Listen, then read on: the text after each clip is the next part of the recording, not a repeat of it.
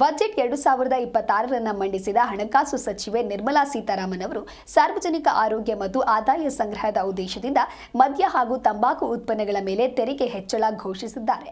ಈ ಕ್ರಮದಿಂದ ಮದ್ಯ, ಸಿಗರೇಟ್, ಬೀಡಿ ಸೇರಿದಂತೆ ಹಲವು ಉತ್ಪನ್ನಗಳ ದರಗಳು ಏರಿಕೆಯಾಗುವ ಸಾಧ್ಯತೆ ಇದೆ.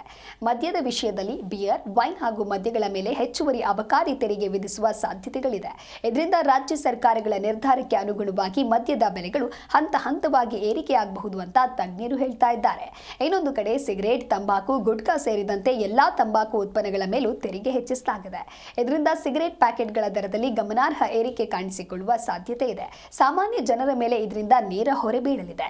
ಬಜೆಟ್ ಘೋಷಣೆಯ ಬಳಿಕ ಮದ್ಯಪ್ರಿಯರು ಮತ್ತು ತಂಬಾಕು ಬಳಕೆದಾರರಲ್ಲಿ ಅಸಮಾಧಾನ ವ್ಯಕ್ತವಾಗಿದೆ. ಈಗಾಗಲೇ ದುಬಾರಿ ಬೆಲೆಗಳಿಂದ ಬಳಲ್ತಾ ಇರುವ ಜನರಿಗೆ ಈ ನಿರ್ಧಾರ ಮತ್ತೊಂದು ಹೊಡೆತವಾಗಿದೆ ಅಂತ ಕೆಲವರು ಅಭಿಪ್ರಾಯ ವ್ಯಕ್ತಪಡಿಸಿದ್ದಾರೆ. ಒಟ್ಟಾರೆ ಬಜೆಟ್ 2026ರಲ್ಲಿ ಸರ್ಕಾರ ತೆಗೆದುಕೊಂಡಿರುವ ಈ ಕ್ರಮ ಆರೋಗ್ಯದ ದೃಷ್ಟಿಯಿಂದ ಒಳ್ಳೆಯದು ಎನ್ನಲಾದರೂ ಮದ್ಯ ಮತ್ತು ತಂಬಾಕು ಬಳಕೆದಾರರಿಗೆ ಮಾತ್ರ ದೊಡ್ಡ ಶಾಕ್ ಆಗಿದೆ.